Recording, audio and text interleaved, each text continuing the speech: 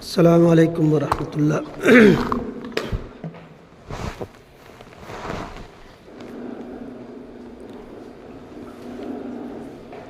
حاضرین جمعہ،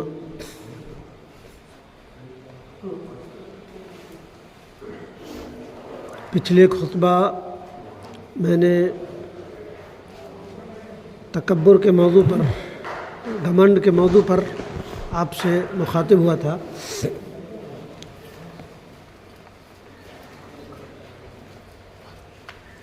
اور یہ بات کما حق بتایا تھا کہ رب کریم کو گھمنڈ پسند نہیں ہے۔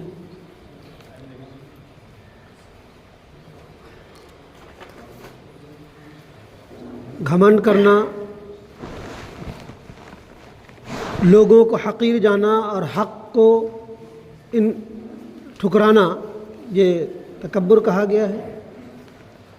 اور اسی کا ایک وہ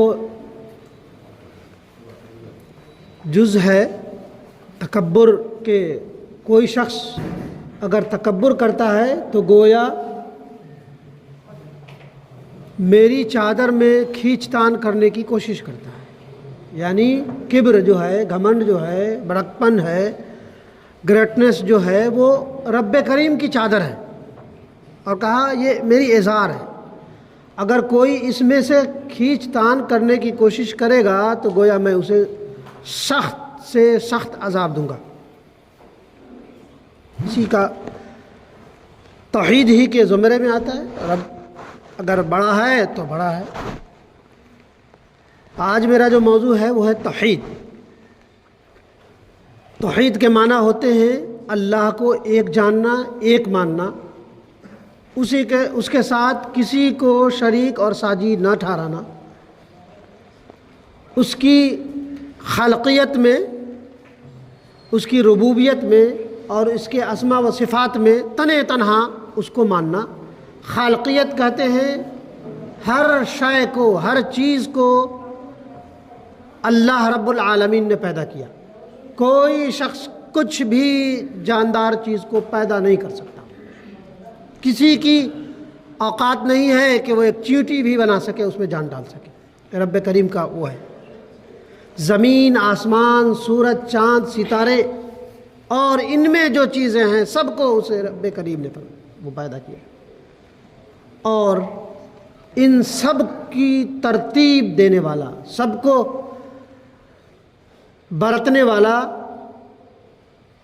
بارش کہاں ہوگی، دھوپ کہاں ہوگا، ٹھنڈی کہاں پڑے گی، کس کو شفا دینا ہے، کون مارا جائے گا، کیا کیا ہوں گے، یہ سب ربوبیت میں آتی ہے۔ ایک الوہیت ہے،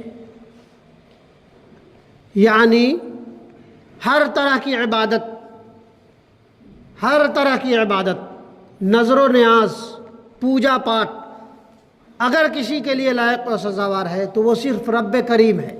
اس کے علاوہ کسی کی عبادت نہیں کی جائے گی۔ اور توحید اسماء و صفات کہتے ہیں اللہ تبارک و تعالیٰ کے جو خوبصورت نام ہیں، علیم ہے، بصیر ہے، ناظر ہے، نذیر ہے، یعنی وہی سننے والا، وہی جاننے والا، وہی دیکھنے والا ہیں۔ اور یہ سب رب کریم کی جو 99 صفاتی نام ہیں سب کو کما حق مان لینا، یہ توحید اسماء و صفات ہے۔ رب کریم نے مذہب اسلام کا سب سے پہلا لفظ لا الہ الا اللہ محمد الرسول اللہ۔ لا کے معنی ہوتا ہے نہیں کے، ناف، کچھ بھی نہیں۔ لا الہ الا اللہ، نہیں ہے کوئی معبود سوائے اللہ کے، محمد صلی اللہ علیہ وسلم اللہ کے رسول ہیں۔ بس پہلے تو یہ کرنا ہے آپ کو تمام معبود باطلا کا انکار کر دینا ہے، کوئی نہیں ہے معبود سوائے اللہ کے، محمد صلی اللہ علیہ وسلم اللہ کے رسول ہیں۔ رب کریم نے فرمایا دوسری جگہوں پہ وَلَقَدْ بَعَثْنَا فِي كُلِّ أُمَّةٍ رَسُولًا أَنِ اعْبُدُوا اللَّهَ وَاجْتَنِبُوا الطَّاغُوتَ، کہ ہم نے، اللہ تبارک و تعالیٰ نے ہر امت میں، ہر گروہ میں، ہر جگہ، دنیا کی کوئی جگہ خالی نہیں جہاں پر ہم نے انبیاء کو مبعوث نہیں کیا. ہر جگہ، ہندوستان میں بھی بہتیرے رسول آئے ہوئے. اگر صرف 25 یا 26 کا قرآن حدیث میں ذکر ہے، 1,24,000 وہ کہاں گئے؟ تو گویا کہ دنیا کے ہر خطے میں نبی اور رسول کو بھیجا گیا. اس کا کام کیا تھا ان کا؟ وَلَقَدْ بَعَثْنَا فِي كُلِّ أُمَّةٍ رَسُولًا أَنِ اعْبُدُوا اللَّهَ وَاجْتَنِبُوا الطَّاغُوتَ. ہم نے ہر امت میں ایک رسول بھیجا تاکہ لوگوں کو طاغوت کی بندگی سے نکال کر ایک اللہ کی بندگی پر ڈال دیا. رب کریم نے فرمایا ان اللہ لا یغفر ان یشرک بہ ویغفر ما دون ذلک لمن یشاء ومن یشرک باللہ فقد افترى اثما عظیما. یہ سورہ نساء کی آیت نمبر 48 ہے، 48، جس میں اللہ تبارک و تعالیٰ فرما رہا ہے کہ رب کریم شرک کو، یعنی اللہ تبارک و تعالیٰ کو اللہ تبارک و تعالیٰ کا کسی کو ساجی اور پارٹنر سمجھنا، اللہ تبارک و تعالیٰ شرک کو کبھی کسی بھی حال میں معاف نہیں کرے گا. اس کے علاوہ جو بھی گناہ ہے وہ چاہے تو اپنے فضل سے معاف کر دے. یہ مذہب اسلام کا تو امتیاز کہ رب کریم شرک کو صرف معاف نہیں کرے گا، عقیدہ اور توحید کے معاملے میں اگر کوئی ساجی اور شریک سمجھاتا ہے تو اس کو معاف نہیں کرے. اس کے علاوہ وہ چاہے تو اپنے فضل سے تمام گناہوں کو معاف کر دے. مسند احمد کی روایت ہے قولوا لا الہ الا اللہ تفلحوا، کہ جس نے کہا لا الہ الا اللہ اس نے کامیابی حاصل کر لی. آگے حدیث میں آتا ہے کہ جس نے لا الہ الا اللہ کہہ لیا اور اس پہ جم گیا اور اس کی تمام جو چیزیں ہیں اس پہ عمل کر لیا تو وہ اس پر جہنم کی آگ حرام ہے. جہنم کی آگ اللہ تبارک و تعالیٰ نے حرام قرار دیا ہے. رب کریم نے دوسری اور بھی بہت ساری جگہوں پہ کہا، جیسے سورہ اخلاص قل هو اللہ احد اللہ الصمد لم یلد ولم یولد ولم یکن لہ کفوا احد. اے نبی کریم صلی اللہ علیہ وسلم آپ کہہ دیجئے کہ اللہ ایک ہے، اللہ بے نیاز ہے، اللہ نے فزیکل اعتبار سے نہ کسی کو جنا، یعنی نہ کسی کو پیدا کیا اور نہ کسی سے پیدا ہوا، وہ ہمسر اور بے نیاز ہے، اس کا کوئی شریک اور ساجی نہیں. جہاں تثلیث کی بھی باپ بیٹا اور روح القدس، اس کی بھی وہ ہو گئی کہ رب کریم تو صرف تنہا ہے. اور یہاں وقت بہت تھوڑا ہے ورنہ آپ کو بتایا جاتا کہ تمام مذہبی کتابوں میں رب کریم کا یہی بتایا گیا ہے کہ وہ ایک ہے، تنہا ہے، اس کا کوئی ساجی نہیں، کوئی نہیں، بالکل تنہا. اور وہ تنہا ہے تو ساری عبادات اسی کے لیے ہے. یہ بات یاد رکھیے، توحید جو ہے وہ جڑ ہے، تنا ہے. توحید جڑ ہے، جڑ کے بغیر شاخوں کا کوئی اپنا وجود نہیں ہے. اگر جڑ مضبوط ہے تو ہو سکتا ہے کبھی شاخیں اگائے، لیکن جڑ ہی اگر کمزور ہو تو اللہ تبارک و تعالیٰ کبھی اس کو معاف نہیں کرے گا. اس عقیدے کا مالک ساری دنیا سے جو موحد ہے، اللہ کو ایک جاننے والا ہے، ایک ماننے والا ہے، وہ ساری دنیا سے بے نیاز ہو جاتا ہے.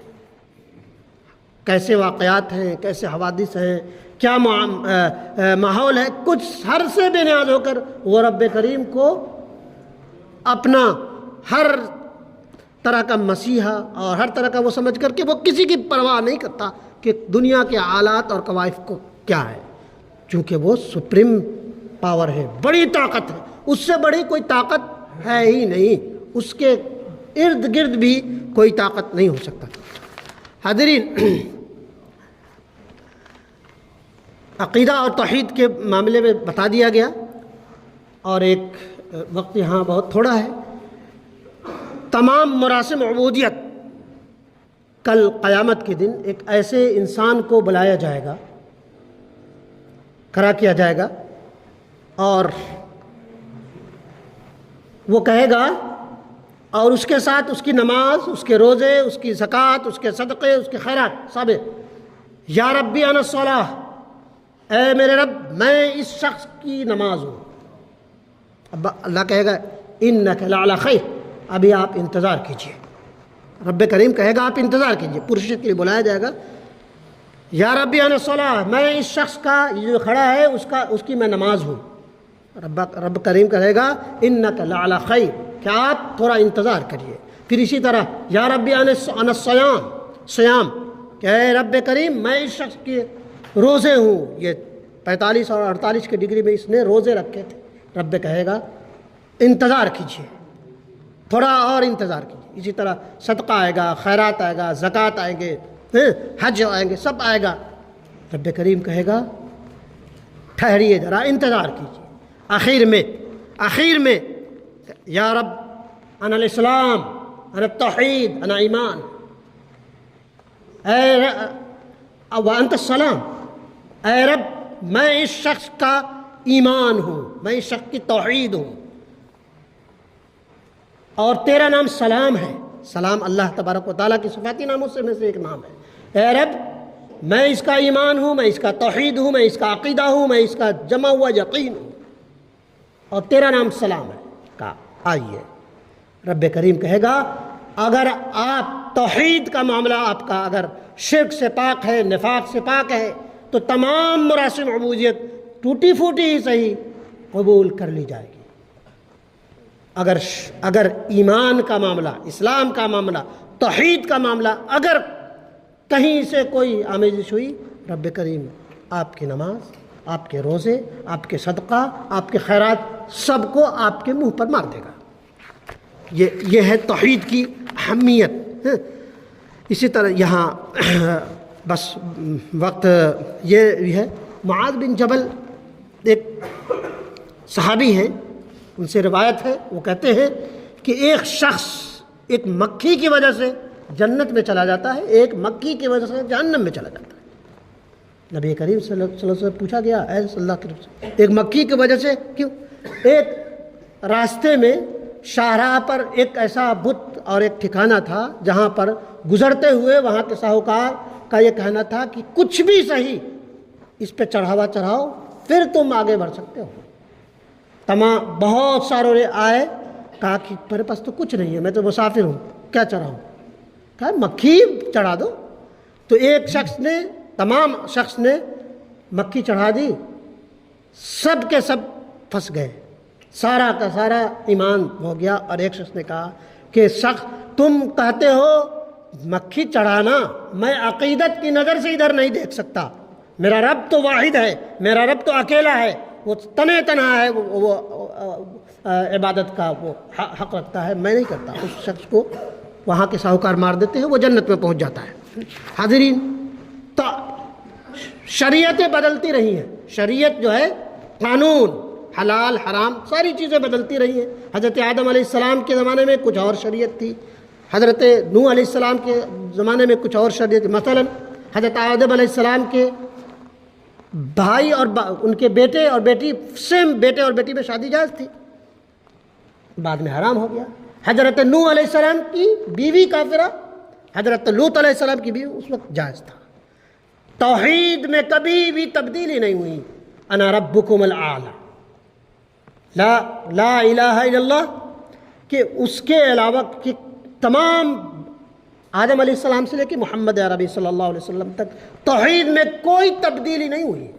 یہ بات ہم سب کو یہ رکھنا چاہیے کہ توحید بڑی عظیم ترین شے ہے، بہت عظیم ترین شے ہے۔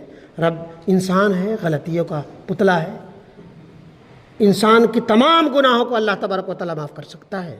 شرک سے آپ پاک ہو جائیے، رب کریم آپ کو معاف ضرور کرے گا۔ نبی اکرم صلی اللہ علیہ وسلم فرماتے ہیں کہ کل قیامت کے دن جس شخص کے لیے میں سب سے زیادہ سفارش کروں گا وہ موحد ہوگا، وہ توحید والا ہوگا، جس کے لیے میں سب سے زیادہ سفارش کروں گا۔ بہرحال اللہ تبارک و تعالیٰ ہمیں اور آپ سب کو کہنے اور سننے سے زیادہ عمل کی توفیق دے، اور توحید جو توحید خالص ہے اس پر کما حق عمل کرنے والا بنائے۔ آمین یا رب العالمین۔